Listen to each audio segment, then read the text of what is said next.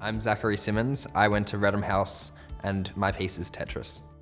My core composition is about playing the game of Tetris. I chose dance as an HSC subject because I've been dancing for the last 11 years of my life and I think it'd really complement my external dance. For my core composition, it actually started a bit iffy. I had an initial idea before and I really wasn't fully invested in that. And then I looked over at my friend playing Tetris in the back of an English class and I was like, that's what I'm gonna dance about.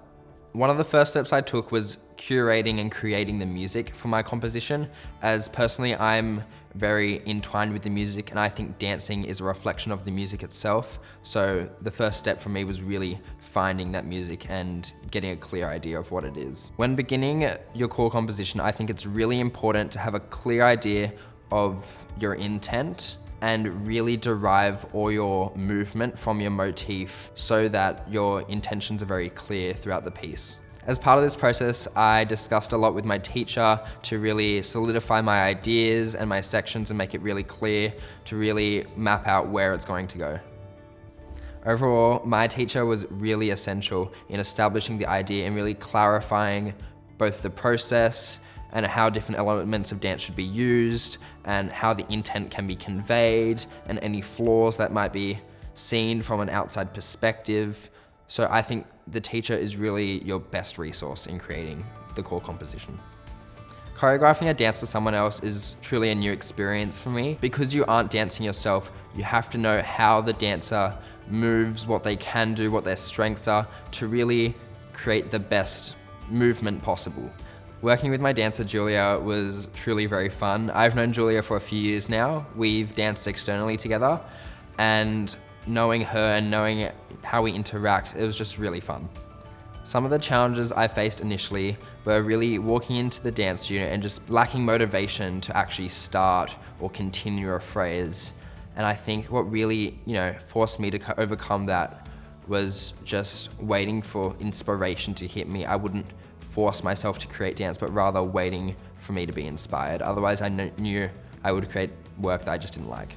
I think as you're forced to learn dance theory, it's not always at the forefront of your core composition experience, but when you are creating your core composition, it does play a role, especially the elements of dance, and analyzing how they're used in other pieces can be really helpful in inspiring or adding to your own piece.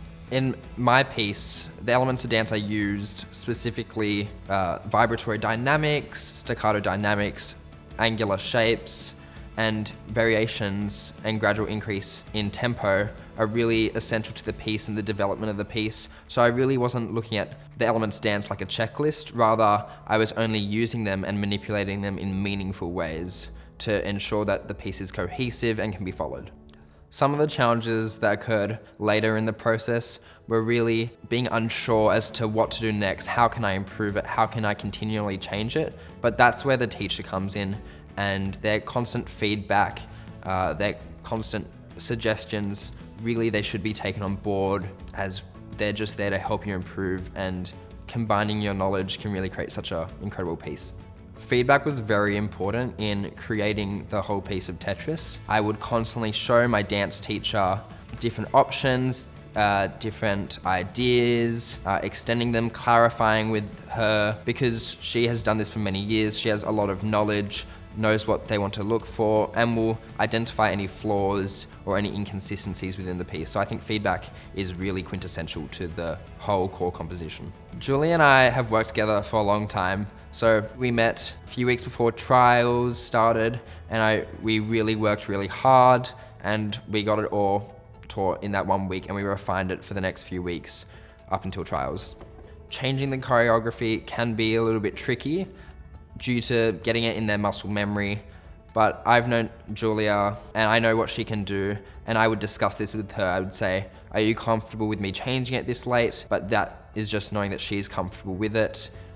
Obviously, if they're not comfortable, it's such a big change that shouldn't be made, as it probably has more harm than benefit. For me, the interview was really led by the examiners as they were questioning certain aspects of my dance. So I think I showed them the progression from the first section to the second section to the third section, which has the complication to the conclusion of the dance. But it was really led by them. But I know for some of my peers, it was really led by the individual.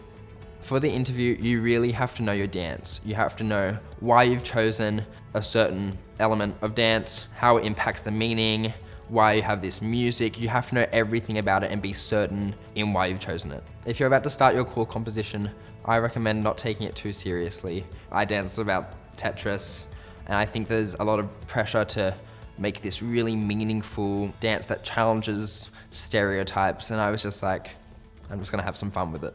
Looking back, there really isn't anything I would have done differently. I'm very happy with how it's turned out. Excited to be here at CALLBACK and just overall very happy with the experience of it.